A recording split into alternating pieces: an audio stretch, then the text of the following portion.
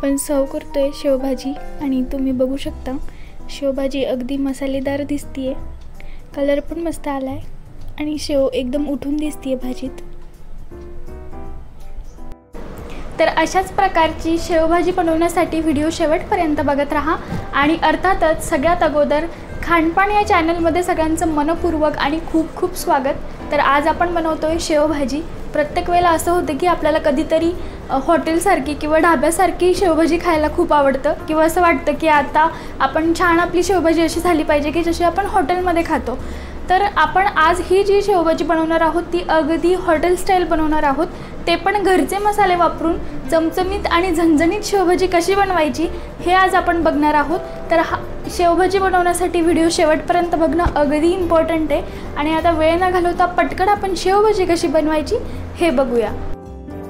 तर सगळ्यात अगोदर आपण तव्यावर कांदा भाजून घेणार आहोत। त्यासाठी मी हाय फ्लेमवर तवा गरम करायला ठेवला आहे। तवा गरम झाल्यानंतर आपण त्यात कांदा घालून घेणार आहोत। तर इथे मी अर्धी वाटी कांदा घेतला आहे, जो मी उभा आकारात कापून घेतला आहे। तुम्ही कुठल्याही आकारात कापून घेऊ शकता। तव्यावर कांदा परतून घेतला की तो सगळ्या साईडने परतला जातो आणि पटकन कांदा फ्राय होतो। तर अशा पद्धतीने आपण पसरून घालूया कांदा। इथे मी 100 ग्रॅम कांदा घेतला आहे। ही भाजी मी 3 जणांच्या प्रमाणात करते।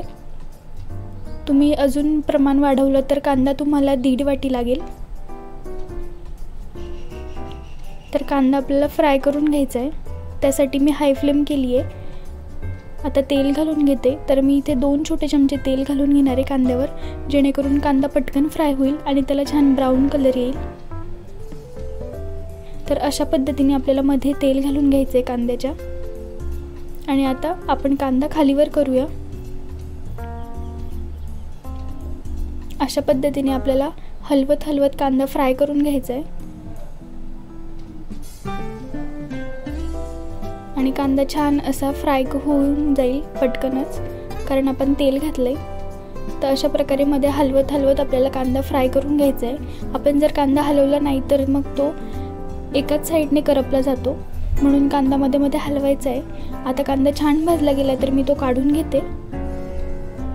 अशा पद्धतीने आपल्याला कांदा भाजून घ्यायचा आहे। खूप डार्क ब्लॅक पण नाही, एकदम ब्राउनिश कलरवरच कांदा भाजून घ्यायचा आहे। त्यानंतर इथे मी खोबरं घेतले, जे मी बारीक किसून घेतले। तुम्ही इथे खोबऱ्याचे काप घातले तरीही चालतील। खोबरं पण मी कांद्याच्याच प्रमाणात घेतले। इथे मी गॅसची फ्लेम लो केली आहे, कारण खोबरं पटकन भाजलं जातं आणि ते करपू शकतं, म्हणून मी लो फ्लेमवरच खोबरं पण भाजून घेते। आणि खोबरं पण आपल्याला एकसारखं हलवत हलवत खरपूस होईपर्यंत भाजून घ्यायचं आहे। तर आता खोबरं पण छान भाजलं गेलं आहे, मी ते काढून घेते आणि कांदा आणि खोबरं आपण एकाच भांड्यात काढून घेतोय। तर कांदा आणि खोबरं मी मिक्स करून घेतलंय अशा प्रकारे। त्यानंतर एका मिक्सरच्या भांड्यात आपण आलं आणि लसूण घालणार आहोत। तर इथे मी 10-12 पाकळ्या लसणाच्या आणि 2 ते 3 तुकडे आल्याचे घेतलेत। वजनी कांदा आणि खोबरं जेवढं आहे त्या प्रमाणातच टोमॅटो, आलं आणि लसूण एवढं घेतलंय। इथे मी 1 टोमॅटो घेतलाय। नंतर कोथिंबीर घेतली अर्धी वाटी आणि वरतून आपण कांदा आणि खोबरं जे भाजून घेतले ते घालणार आहोत। तर एकाच भांड्यात आपल्याला हे सर्व मिश्रण वाटून घ्यायचंय।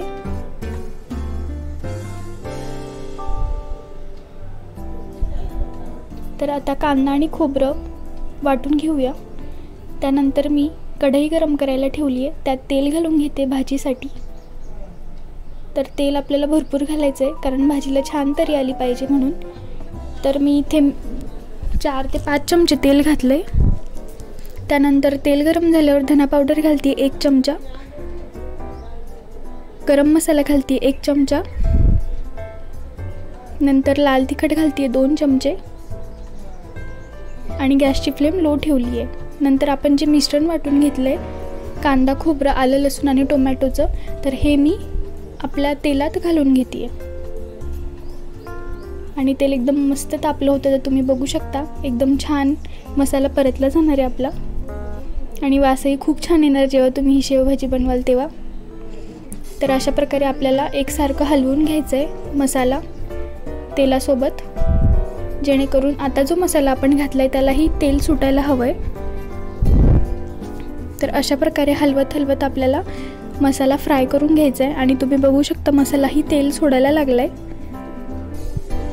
आणि गॅसची फ्लेम लो ठेवायची आहे. हाय फ्लेम केली तर मसाला खाली लागू शकतो. तर अशा प्रकारे एक 2 ते 5 मिनिटं आपल्याला एकसारखा हा मसाला हलवत राहायचा आहे. मसाला आपण जेवढा वेळ परतवू तेवढी भाजी टेस्टी लागते. आणि हा मसाला आपण तयार करून पण ठेवू शकतो फ्रीजमध्ये. यावर मी हळद घातली अर्धा चमचा. हळद जास्त घालायची नाही आहे आपल्याला, कारण कलर रेड हवा आहे भाजीचा, त्यामुळे हळद थोडीच घातली आहे. हळद घालून झाल्यानंतर मी मिक्स करून घेतला आहे मसाला पुन्हा एकदा.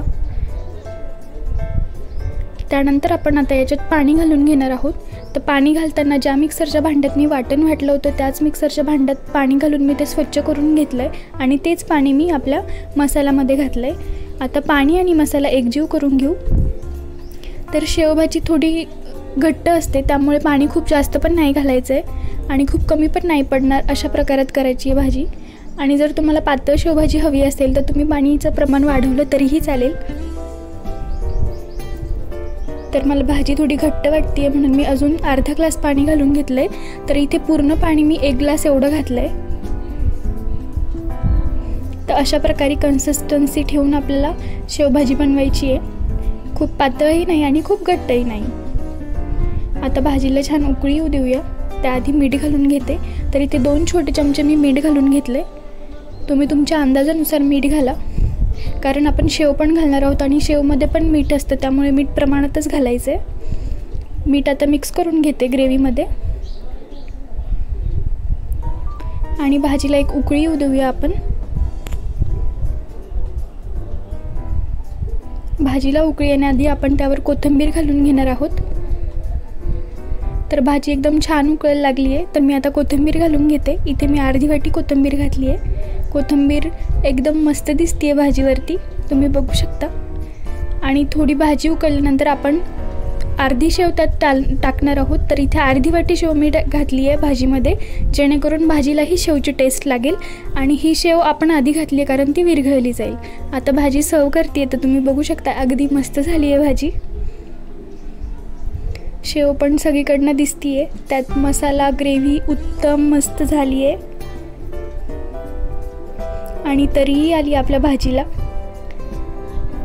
वरतूनही आपण शेव घालू शकतो. ही शेव मी आधी घातली होती, तिचा पण पूर्ण गाळा नाही झाला आहे. आणि वरतूनही आपण थोडी शेव घालूया आणि रेडी झाली आपली शेवभाजी. तुम्ही बघू शकता अगदी तर्री पण आली आहे भाजीला आणि ढाबा स्टाईल शेवभाजी तयार. तर ही शेवभाजी तुम्हाला कशी वाटते हे मला कमेंट करून नक्की सांगा.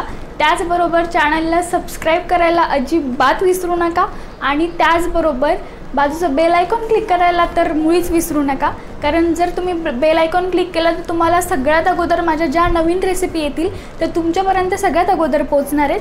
त्यानंतर चॅनलला लाईक करा, शेअर करा आणि कमेंट करून सांगायला विसरू नका की रेसिपी कशा वाटत आहेत ते. थँक्यू.